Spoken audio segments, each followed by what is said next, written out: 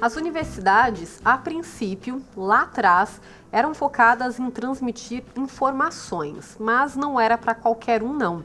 Apenas pessoas com melhor poder aquisitivo e mais privilegiadas, sabe?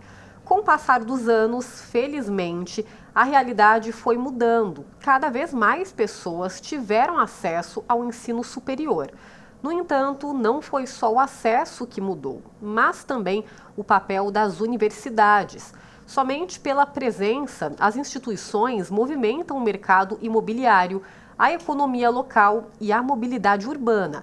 E, além disso, os estudos realizados pelas universidades buscam responder questionamentos científicos e sociais, exploram novos conhecimentos e propõem soluções. Em resumo, as universidades impactam toda uma comunidade. E no Diálogos de hoje, o tema são as cidades universitárias. E para papear comigo, recebemos a Mariângela Gembra de Lima, que é diretora de Ciência, Tecnologia e Inovação do PIT, o Parque de Inovação Tecnológica aqui de São José dos Campos, e o historiador Fábio Monteiro. Sejam muito bem-vindos os dois. Olá. Olá. Fábio, vou começar com você. As universidades, elas têm ali um papel muito parecido com o crescimento de muitas cidades, né? E tinham também lá, a princípio, no começo da história, essa função de fortalecer muito a identidade nacional, né? Ah, sim, sem dúvida. Se a gente pega uma perspectiva histórica, digamos assim, de longo prazo, né? Quando a gente vai lá para o século XIX, começo do século XIX, a independência do Brasil é feita em 1822. Mas uma década antes, né, você já tem a criação de uma Academia Imperial de Belas Artes. E uma década depois você tem a criação, por exemplo, do Largo São Francisco, a Escola de Direito aqui em São Paulo. Então, se a gente pega esse recorte, digamos assim, da primeira metade do século XIX, com o Brasil Império, um dos propósitos da monarquia com essas instituições é criar o que a gente chama de identidade nacional. Né? Então, nós historiadores costumamos brincar o seguinte: se você é nascido no Brasil ali em 1820, ou você é luso-brasileiro ou você é reinol. Então, essa ideia do que é ser brasileiro e ser brasileira, né? O seu hino nacional, o seu brasão, as insígnias, a identidade regional, a identidade nacional, tudo isso é um pouco abstrato. Isso tudo é construído ao longo do século XIX. E aí as universidades geram o que a gente vem a chamar também de uma certa cultura bachaleiresca, ou seja, o bacharelismo, né, como se dizia. Isso significa dizer que é muito importante para o governo ter engenheiros, advogados, historiadores e também pintores, artistas, escritores para poder criar essa história. Né? Então, muito das universidades, no caso do Brasil, vem com esse propósito. Bacana. Mariângela, e quando a gente fala das universidades, não basta ela apenas estar na cidade, né? Ela precisa ser, de fato, da cidade também, vivenciar, né? Que as pessoas possam aproveitar também. Uhum. Eu acho que, puxando um pouquinho, né, o que o Fábio comentou, trazendo o recorte aqui para a nossa região, né? Você fez Brasil, né, o recorte.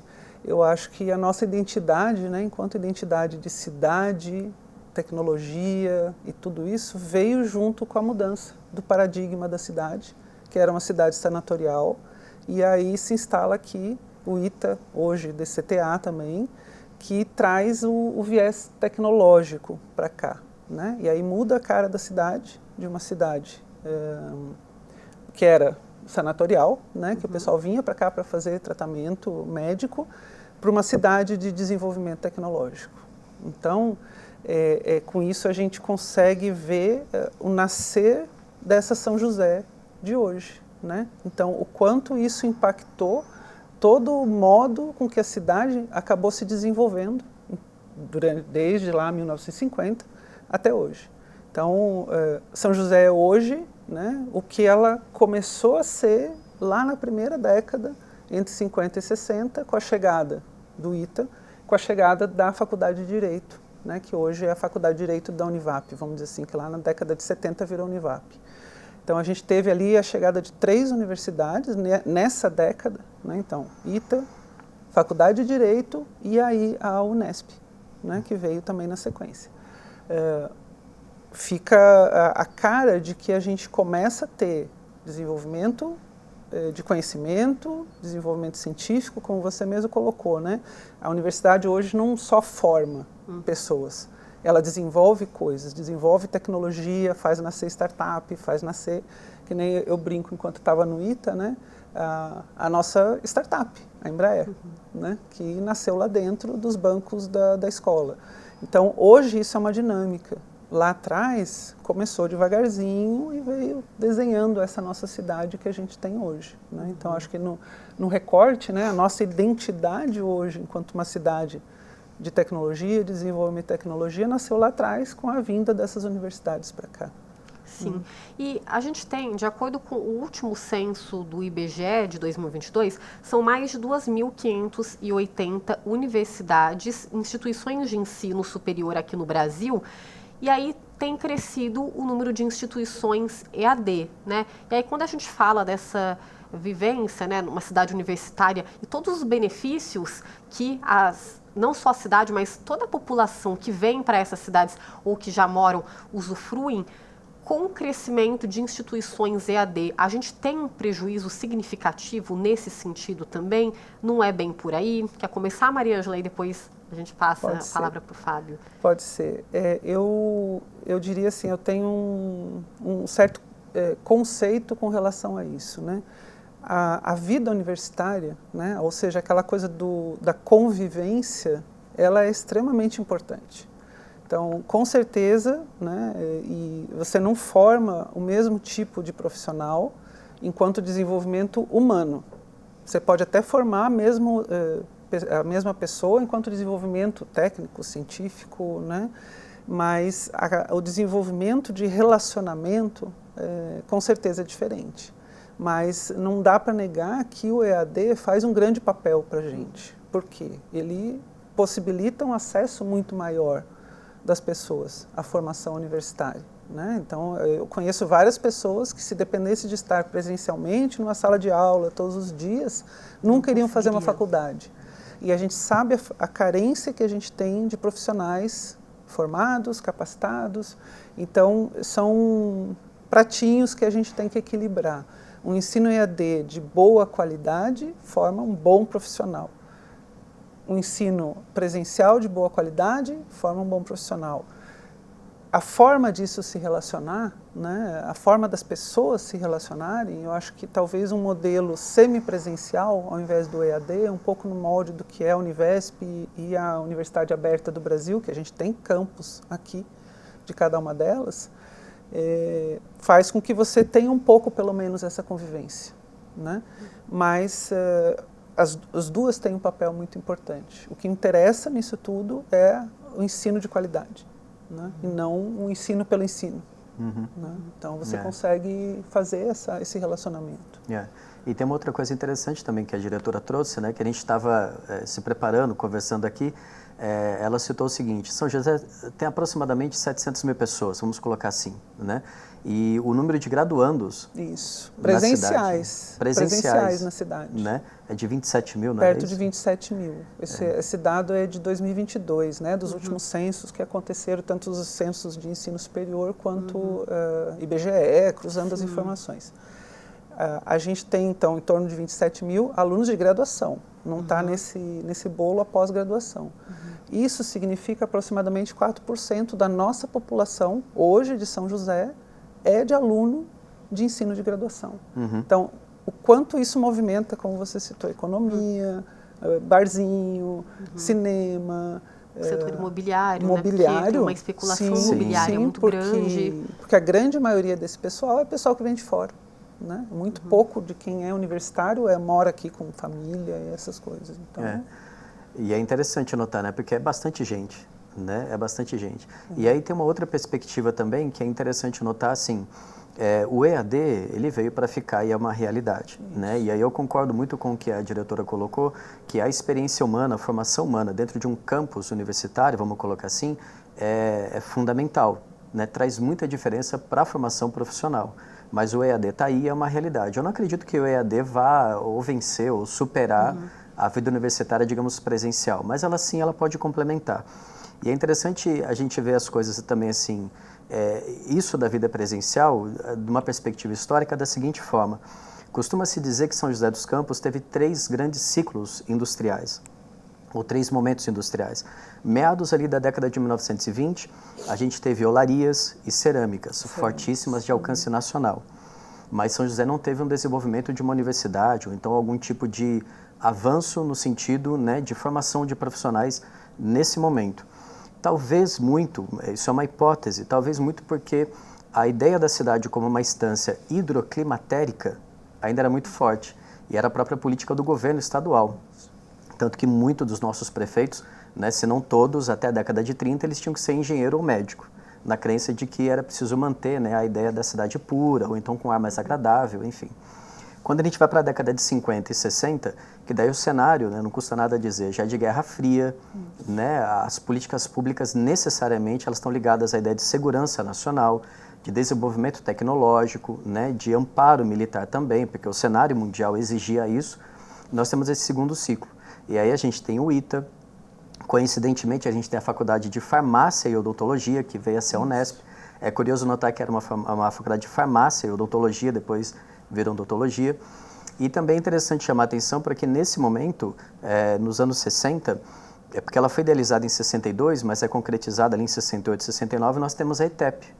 Né? Porque dentro do espaço da ETEP, ali no atual bairro do Esplanada, né, existia a EEI, então a Escola de Engenharia Industrial. E essa criação vem muito a reboque do ITA, no modelo do ITA e tudo mais.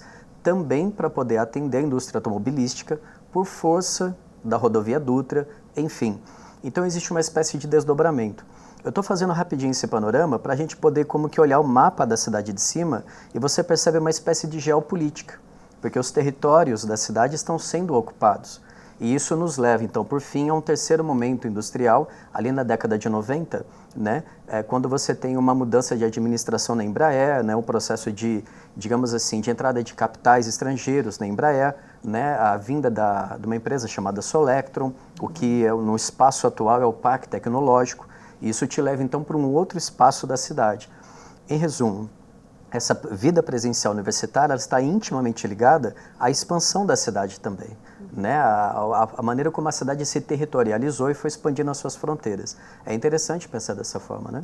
Sim. E aí, pegando esse gancho, a expansão da cidade, São José é uma cidade grande e com uma excelente infraestrutura, né? Região também para lá de privilegiada, localização. E aí tem muitas pessoas que vêm estudar para cá ou vêm trabalhar em Embraer, em outras empresas e acabam ficando, trazem família. E aí é um desafio também, né, para que a cidade ela vá se estruturando ainda mais para que essas pessoas queiram ficar, né? No caso, pessoas que vêm estudar, em muitas cidades, né, você vai estudar, termina a graduação, você quer sair, tem cidades um pouquinho menores, com menos infraestrutura. São José já é diferente, mas ainda assim a gente tem de sempre estar se atualizando para chamar mais pessoas para cá, né? Eu ouvi um recorte muito interessante sobre essa questão assim de quem hoje se movimenta para viver em São José, né, que não é aqui da cidade. E a gente tem 3 faixas, né, que hoje é o grande fluxo de pessoas que estão mudando para São José dos Campos. Né? O primeiro é quem vem fazer a universidade, né, quem vem buscar essa capacitação tecnológica, né, morar num local que propicia esse tipo de coisa. O segundo é o pessoal que se aposentou, né, brincando, que está com seus cabelos brancos, que já fez o seu ciclo inteiro de vida e que quer um lugar bom para viver, seguro, com boa rede de saúde, bom acesso a restaurantes, cultura, né, e tudo mais. E o terceiro é a faixa dos 40 e poucos anos, que é o pessoal que fez um certo volume de desenvolvimento na sua vida e que hoje quer se estabelecer como empreendedor, criando sua startup ou criando a sua empresa. E vir para cá por quê? Um pouco pelas condições de políticas públicas que a gente tem na cidade, aí é o parque, né, que capitaneia tudo isso, claro, pela batuta da prefeitura, né, como política pública, mas também pela condição que ela encontra de pessoal capacitado, né, ou de acesso a pessoal capacitado, que as universidades e as faculdades propiciam para esse desenvolvimento. Porque hoje, se você pega uma startup, ela não depende só de um engenheiro, ela muitas vezes depende de um engenheiro, de um técnico, de um cara de elétrica, de um cara de programação.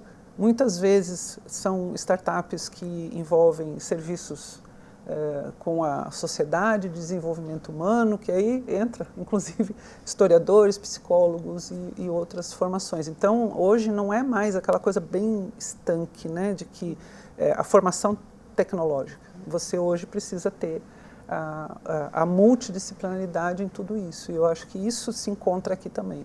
Tirando grandes cidades, né, como São Paulo, Rio de Janeiro, eu acho que São José está desenvolvendo uma capacidade de atrair esse tipo de coisa justamente por conta dessa diversidade, né, de capacitação que a gente tem aqui. Perfeito. Fábio, gostaria de complementar? É interessante pensar desse ponto de vista porque, assim, nós temos muitas diferentes faculdades, além das universidades, né? E essa diversidade também, ela, hoje em dia, além dela chamar muitas diferentes pessoas de diferentes gerações e idades, ela também faz com que a cidade não dependa das universidades. Então, isso é um assunto também que a gente estava conversando, né? É interessante notar que, assim, vamos lá para o senso comum, para a cultura popular. Quando geralmente a gente fala de Unicamp, por exemplo, para ficar numa pública, a imagem que nos vem à cabeça é de uma Campinas que é dependente da Unicamp, ou então muito da vida universitária, de viver em Campinas, de alguma forma está atrelada à ideia Unicamp. Quando a gente fala de UFSCar, por exemplo, para ficar no senso comum, então você fala de uma cidade que, querendo ou não, ela é altamente dependente da UFSCar, né, da vida em torno ali da universidade. Agora, São José, ela tem grandes universidades públicas, privadas, muitas faculdades, muitos diferentes cursos, mas isso é uma parte da identidade da cidade. Né? A cidade não é exclusivamente dependente dessa ideia de cidade universitária, mas ela não deixa de ser uma cidade universitária no sentido de que ela tem uma vida cultural, né? Digamos, um setor de mercado, enfim, uma palavra riquíssimo para isso, né? Até no ponto que eu ia tocar com vocês, e aproveitando esse gancho, porque você pega outras cidades, por exemplo, Ouro Preto, né? Você associa, poxa, é uma cidade totalmente universitária, que no caso depende, tem o turismo, né? Mas as universidades, elas têm uma contribuição muito grande ali na vida econômica da cidade. Juiz de Fora, né? Pensar tantas outras cidades que tem esse, né? Quando você pensa na cidade, você já associa primeiramente as universidades, né? Agora São José consegue ser mais democrática nesse sentido, né? Sim, foi o que o Fábio comentou, né? Antes, né, aqui do programa a gente estava conversando e até eu dei o exemplo. Se você pegar, né, São Carlos, se você tirar a Federal de São Carlos e a USP de lá, meio que São Carlos se apaga, né, no cenário. Claro que ela tem sua indústria, ela tem suas outras coisas. Você falou Ouro Preto. A gente tem o turismo lá, mas se você tirar a Federal de Ouro Preto de lá, parece que vai faltar um pedaço muito grande da cidade. Né?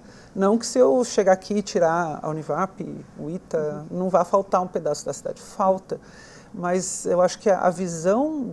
Não é o pilar principal. Não é o pilar principal. A visão, estruturar. Isso, a visão do país enquanto São José não é lembrar da universidade primeiro. É lembrar do desenvolvimento tecnológico, né, da infraestrutura e essas coisas todas que a cidade oferece, né, enquanto cidade.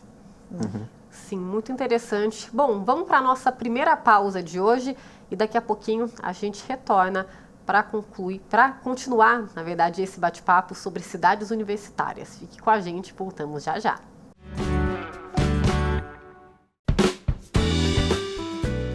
Estamos de volta com Diálogos e o tema de hoje são as cidades universitárias. Mariângela, a gente falou um pouquinho sobre esse potencial de São José e a gente até finalizou o primeiro bloco falando que São José não depende somente das universidades, né? O que é positivo. Mas a gente tem um baita de um potencial, inclusive, para crescer ainda mais, né? E isso em diferentes áreas, porque São José é uma potência na área tecnológica também, mas a gente pode ampliar, inclusive, em outros setores, né? Inclusive outras universidades vindo para cá com mais opções de cursos na área de humanas também, mais opções na área da saúde e não ficar focada, apesar de ter essa essência, mas não focar somente na parte da tecnologia. eu tenho uma visão assim, até por conta de história de família, né? Eu acho que a gente tem uma falha de formação, vamos dizer assim, na cidade, né? A gente tem cursos de muitas áreas, mas a gente tem um vazio na parte de artes, cinema, música, né? E todas esse viés, assim, vamos dizer assim, a belas artes, né? Os liceus ou qualquer coisa dessa natureza.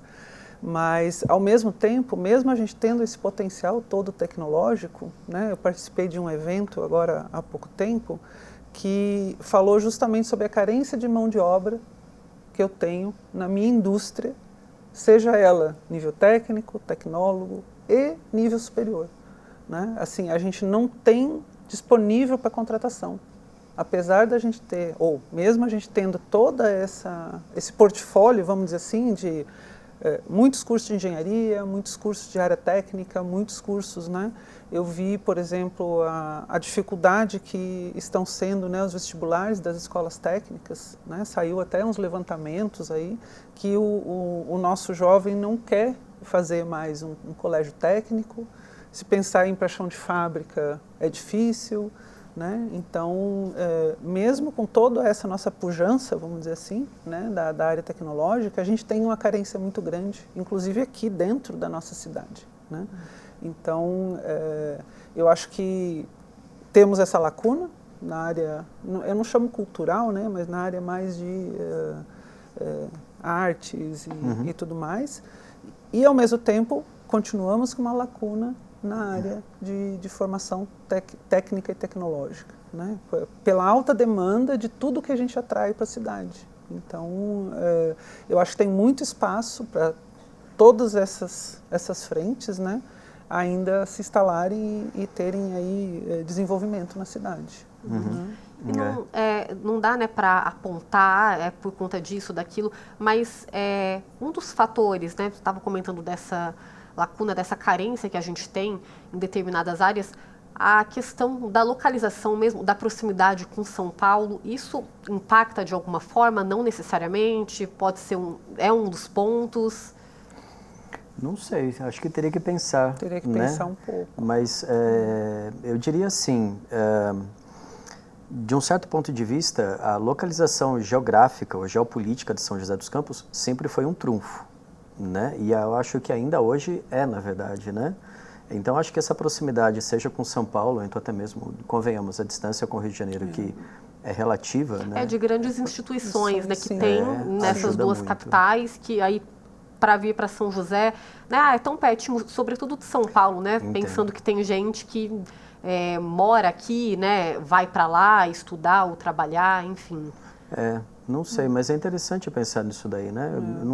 É um olhar que eu ainda, pelo menos, não lancei.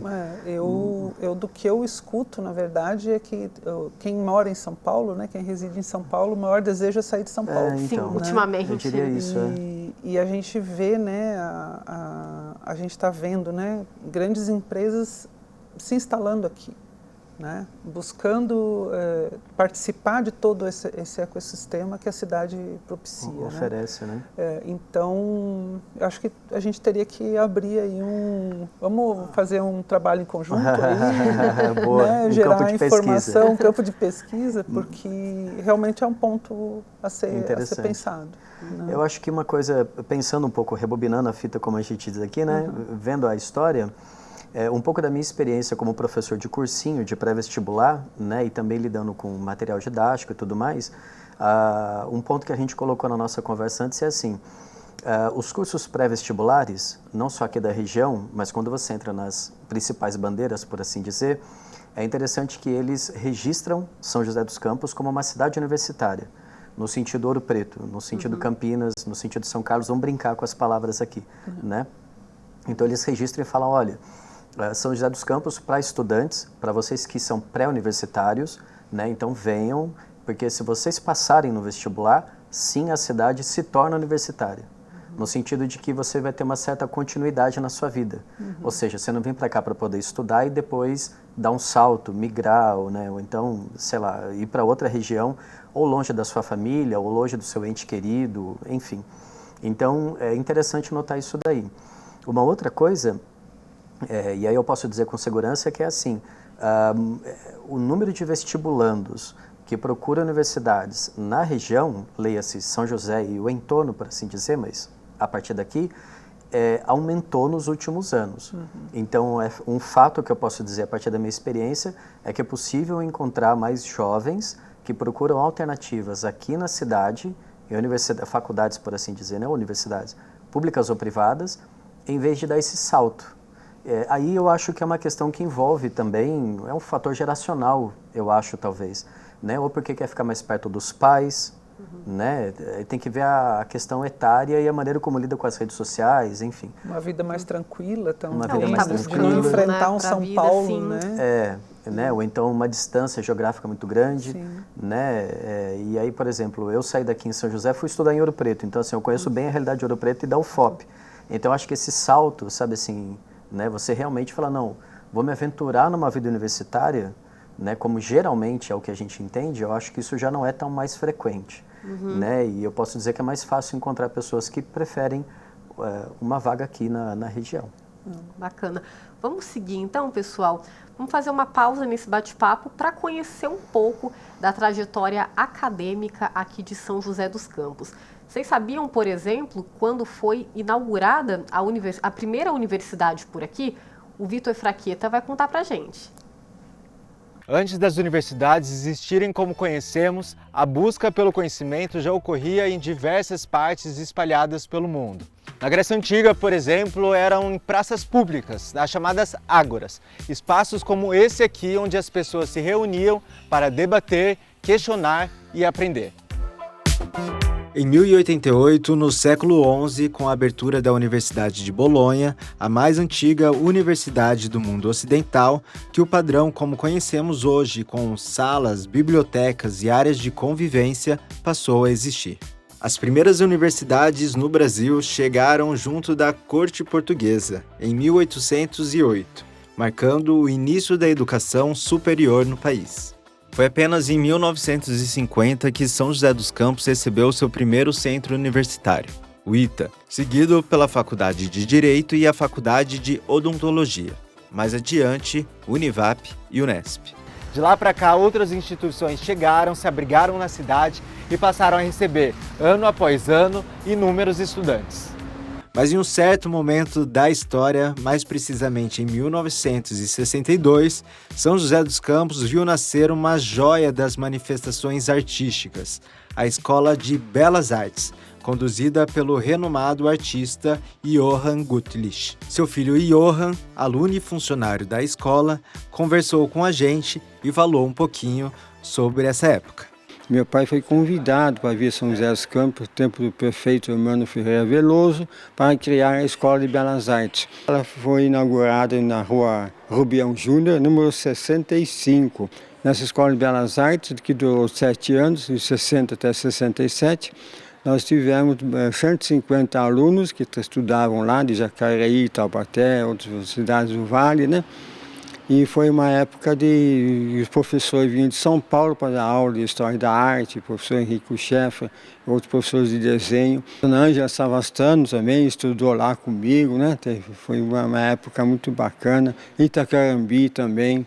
Hoje o Cláudio Chaves de Itacarambi, que era da Embraer. Atualmente, São José dos Campos abriga um importante conjunto de instituições de ensino superior com reconhecimento internacional. A cidade reúne algumas das universidades públicas mais expressivas do país. Além disso, conta também com uma extensa rede privada. Nas ruas, a população opina sobre a presença dessas instituições na cidade e como elas modificam e adicionam novas identidades no nosso cotidiano. Pelo tamanho da população da cidade, os habitantes, nossa, muito mais universidades, com certeza. Até para ocupar mais, né? Os jovens não ter que se deslocar para outras cidades, muitos gastos para os pais, que eu já passei por isso. Então é necessário, eu estou nessa luta, abraço a causa. Acho que seria fundamental em São José ter pelo menos uma faculdade federal completa, sabe? Com um campus completo, com vários tipos de curso, atrairia bastante pessoas para cá, porque muitas pessoas que têm uma condição ou que procuram uma faculdade federal, geralmente elas vão para outras cidades, elas nunca voltam. Então, eu fiz 5 faculdades, mas eu fiz 2 aqui, 2 em São Paulo e 3 aqui, certo? Mas eu acho muito bom, porque às vezes o jovem nem procura uma faculdade pelo fato da dificuldade de sair do emprego, né? E não ter como, mas é muito bom, trazer e trazer muito mais. Se eu tivesse uma idade boa para fazer, eu podia ter feito uma faculdade para engenheiro, alguma coisa, né? Mas como eu tenho essa idade, já eu estou trabalhando, então deixar por mais jovem que está vindo aí, né? Eu acho que agrega muito. Primeiro porque se torna um polo cultural. Então, são pessoas diferentes, estudando coisas diferentes, então trabalha-se a cultura, a diversidade. Então, eu acho super positivo. E para a cidade tem o ganho também dos novos moradores, né? Que vêm de fora, vêm para cá, então ajuda na parte dos inquilinos, né? Para quem aluga moradias. O comércio também sai ganhando, então acho que só tem um saldo positivo. Distante do centro da cidade e próximo aos mais avançados centros de pesquisas, estão instalados os últimos conjuntos de edifícios que chegaram à cidade. Aqui, inúmeros alunos estarão anualmente se graduando e aprendendo sobre diferentes disciplinas. A formação de talentos é a base de um ecossistema de inovação. A capacidade que a gente tem de atrair essas universidades para cá e o lançamento de cursos que permitam a gente ter uma mão de obra qualificada para trabalhar em empresas de ponta é a pedra fundamental de tudo que a gente faz. A gente consegue atrair, através das universidades da região, brasileiros e brasileiras que vêm não só do nosso estado, mas de outros estados, que veem São José como um ótimo local para ter uma formação acadêmica sólida. E a partir do momento que a gente forma isso e a nossa indústria de alta tecnologia consegue absorver, a gente vive os benefícios econômicos de toda essa população aqui com a gente. É intimamente ligado à capacidade nossa de formar talentos com a capacidade que a gente tem de inovar. Qualquer ambiente que queira crescer e ganhar em escala, mais empresas, mais instituições, só vai conseguir se tiver uma boa base de formação de alunos para isso. Se não tiver, isso vai travar a expansão econômica e o crescimento da região através da inovação. Tá, então, obrigada, Vitor. Parabéns pela reportagem. A educação ela é a base ali da sociedade, né? A gente teria muitos menos problemas se a gente investisse mais na educação. Primeiro ponto, Maria Ângela, que foi até mencionado por um munícipe. A tão sonhada Universidade Federal em São José, ou de repente uma do Vale do Paraíba, a gente sabe que são muitos os fatores, né? Não é assim do dia para a noite. A gente pode sonhar, tá um pouquinho longe, a gente consegue fazer uma prospecção, porque é possível, né? Tem campo para isso. Eu acho que a vinda da Unifesp, né, para cá traz um pouco essa expectativa, né? Porque ano a ano, ou a cada período, a Unifesp está trazendo mais cursos aqui para a nossa região, né? A instalação de uma universidade completa, ela é uma política federal, né? Então, criar um campus novo, que tipo de curso vai operar naquele local, isso é é MEC, né? Ministério da Educação. Agora, eu não tenho subsídios assim, ou informações sobre essa expectativa, vamos dizer assim, da gente ter uma universidade completa, né? Que eu entendo por completa que a gente tenha humanas, vários médicas, cursos, né? Várias áreas. Todas as áreas num mesmo local, né? Eu acho que o que mais a gente tem próximo disso aqui, talvez seja a Univap, né? Que tem aí suas várias frentes, mas aí é privada, né? Mas eu acho que também, às vezes, tem um pouco de desconhecimento da população, que a gente tem muitos programas de bolsa, né, que são atrelados a essas universidades, seja por instituições separadas da universidade ou da própria universidade, que propiciam que aquele valor daquela mensalidade seja bastante reduzido, né, para permitir o acesso da população de uma forma mais ampla. Sabe o que eu acho que é oportuno também? Você comentou um pouquinho a respeito das diferenças entre instituto, faculdade e universidade. Porque como a UITA e a memória do ITA, a imagem do ITA é muito associada à história da cidade, algumas vezes a gente, né, meio que confunde as coisas. Eu acho que pode ser uma boa. É muito comum. Quando a gente fala universidade, a gente tem um conjunto de cursos, né, que permite que aquele aglomerado de cursos se chame universidade, né? O ITA, por exemplo, não é uma universidade. O ITA é um instituto, né, nem linkado ao MEC, ele é linkado, quer dizer, até um pouco linkado, porque você tem as dependências, mas é linkado à Força Aérea, né, ligado à Força Aérea. O ITA tem 6 cursos de graduação, então ele não é uma universidade. Para ele virar uma universidade, ele teria que ampliar muito isso, né? Tem seus ônus e seus bônus também, né?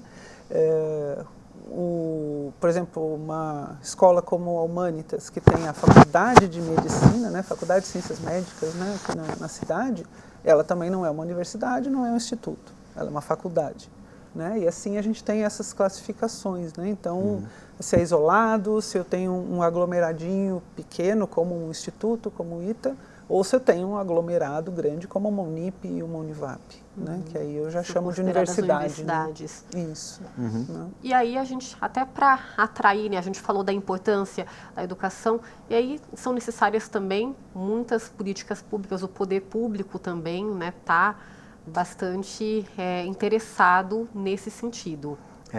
Nós aqui na prefeitura, a gente estava comentando, né, um pouco a respeito disso daí.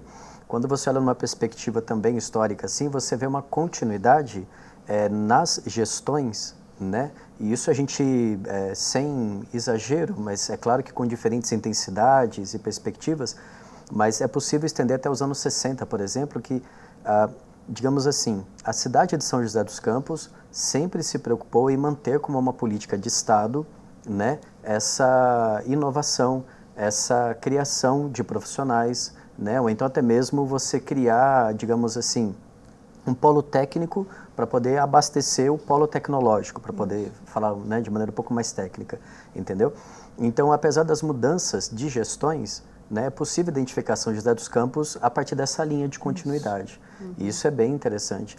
E aí a gente volta, né, chega aqui no século XXI, hoje nós temos faculdades de medicina, né, faculdades de cursos de psicologia, cursos de medicina, que tem renome nacional, né, assim, que compete, por assim dizer, com grandes nomes, não só do interior de São Paulo, mas também de outras regiões, né? Isso é bem interessante. Bom, vamos fazer mais uma pausa, a nossa última de hoje, e daqui a pouquinho a gente retorna, aí sim, para concluir esse bate-papo sobre as cidades universitárias. Fiquem com a gente, voltamos já já.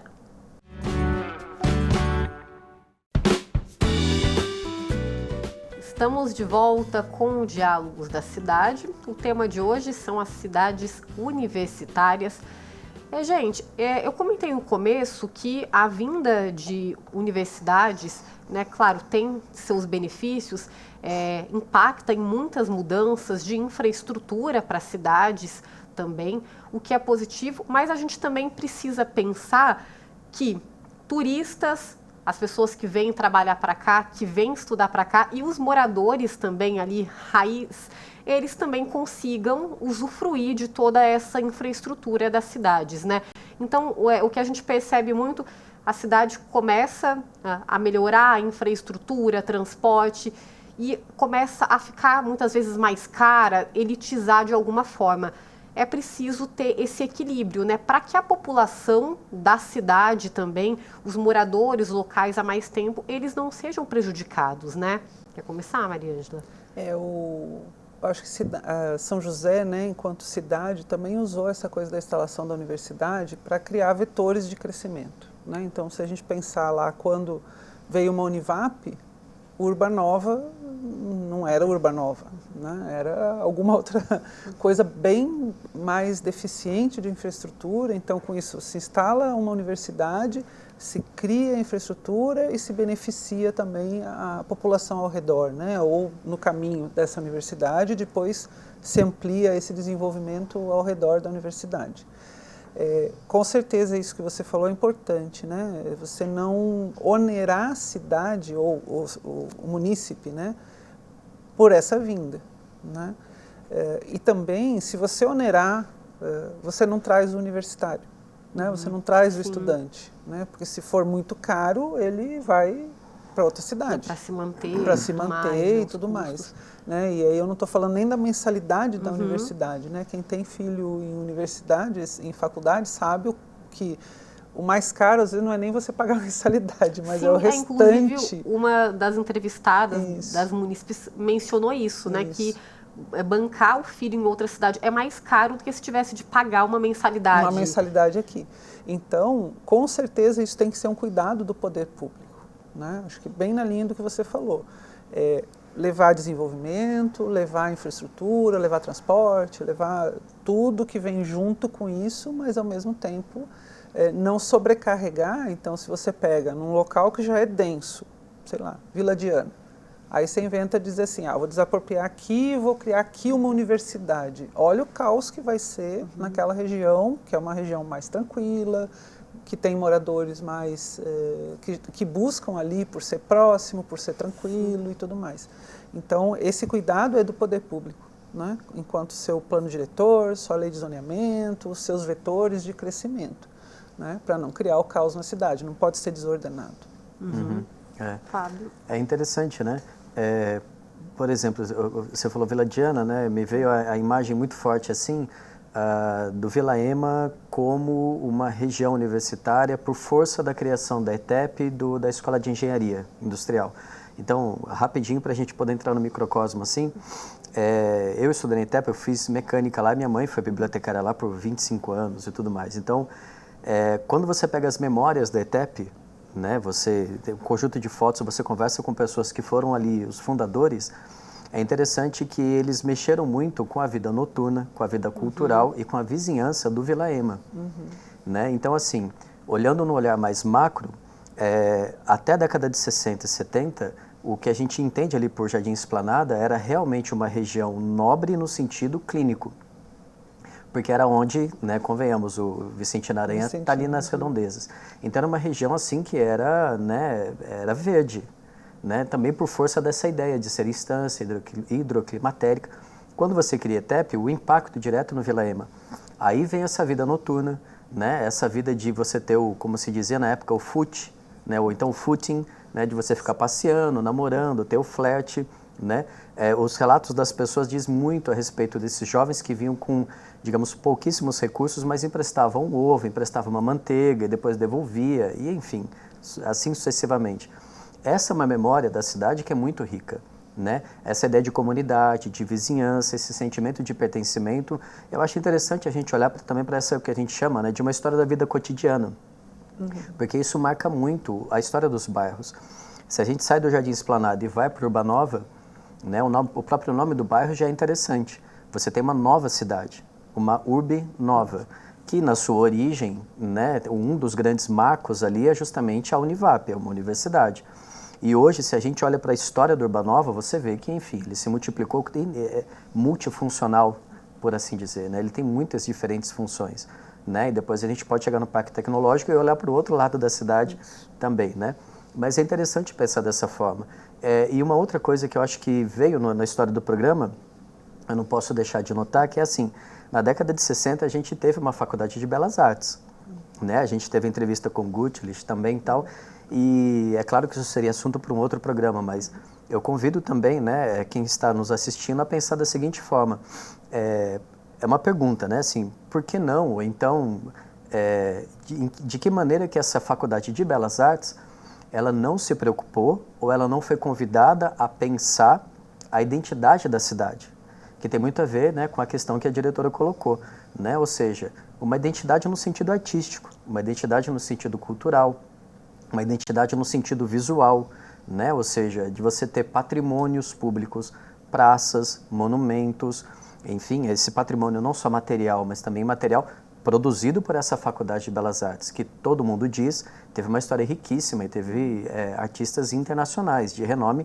que passaram por aqui. Né? Mas assim, eu deixo só essa pergunta e depois a gente explora isso melhor, mas é uma coisa legal de se pensar.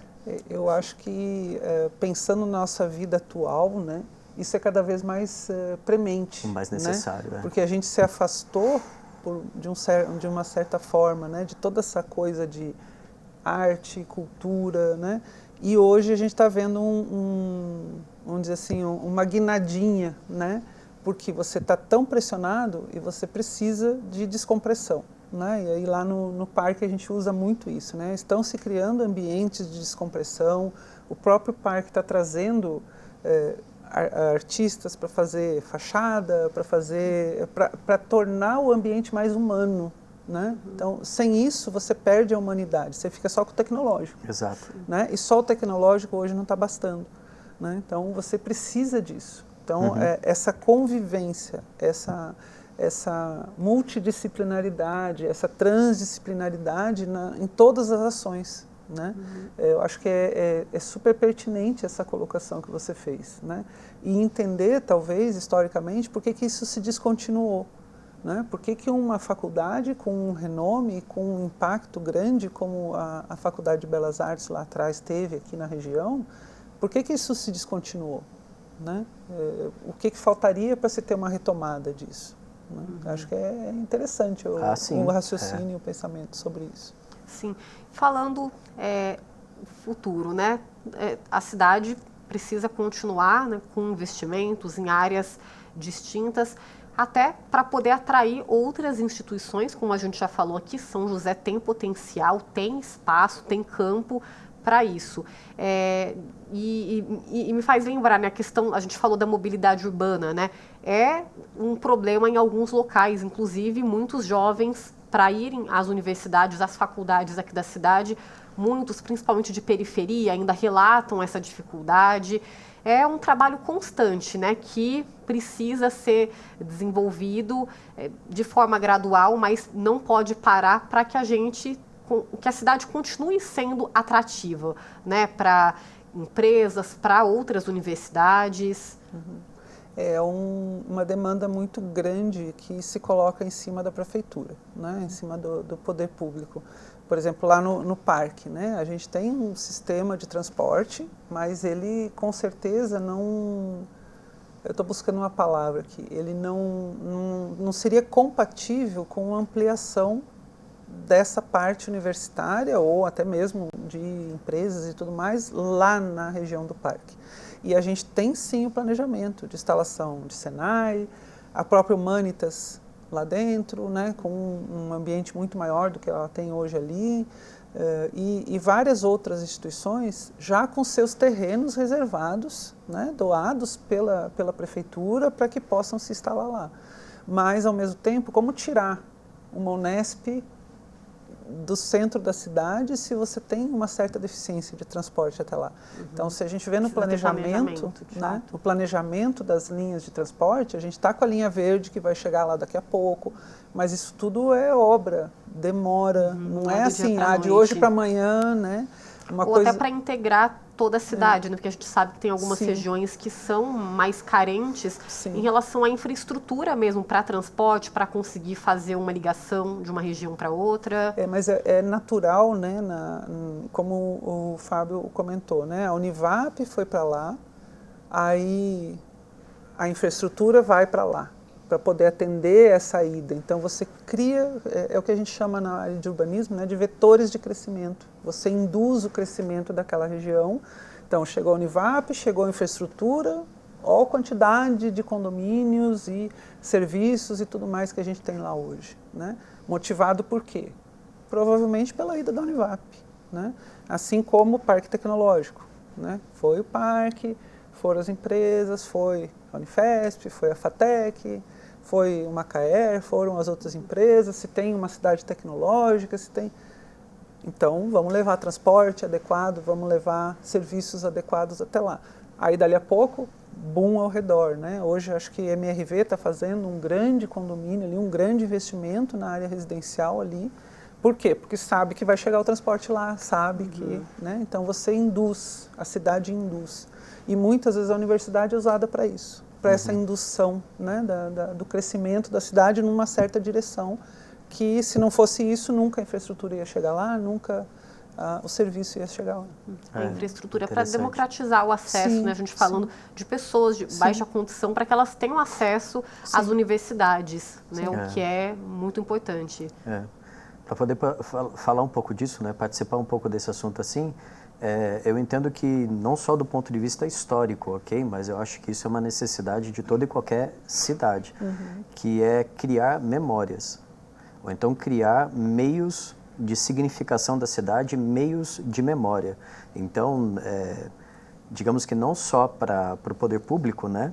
Para as instâncias do poder público, um convite para se olhar para isso, mas também para as próprias universidades, sejam elas públicas ou privadas, investir realmente na significação da cidade, entendeu? Em patrimônios materiais e bens não somente artísticos, mas aqueles que de fato criam, né, são capazes de criar nos cidadãos, né, nas pessoas, um sentimento de pertencimento, sabe? Uma forma de memorialização, de identificação com o bairro, com a região, né? Eu acho isso muito, muito importante. Nós temos muitos lugares em São José dos Campos que são dotados disso. Nós temos Parque da Cidade, enfim, mirantes e tudo bem.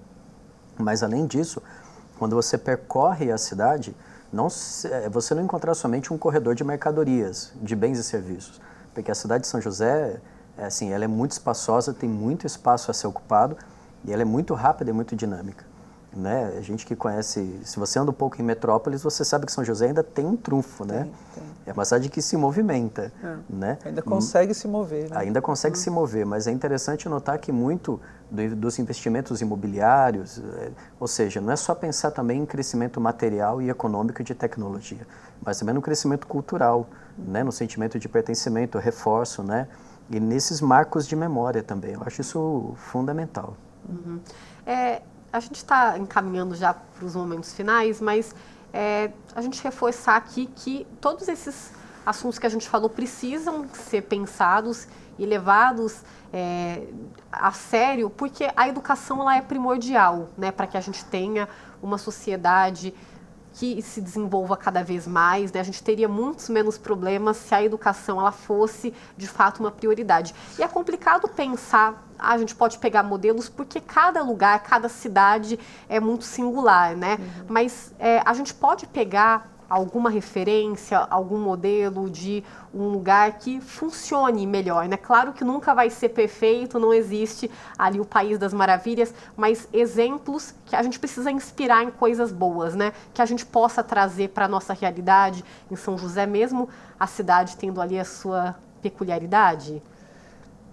Eu tenho alguns vícios, né, de formação. Um que eu sou engenheiro, né? Outra que eu passei 30 anos no ITA. Né? Hoje estou no Parque Tecnológico, né? E o ITA tem uma característica muito diferente de algumas outras instituições. Ele já nasceu com o viés, né, que a gente chama da tríplice hélice, né? Então, que a academia trabalha junto com a indústria, né, nas suas várias frentes. E eu acho que isso a gente tem visto como um modelo grande de desenvolvimento na questão mundial, é essa associação de parques tecnológicos com as universidades e com as faculdades, justamente para fazer isso tudo girar no sentido de que o que é desenvolvido na academia, né, chega na indústria, consegue chegar na indústria, ou vira produto, né, e isso tudo.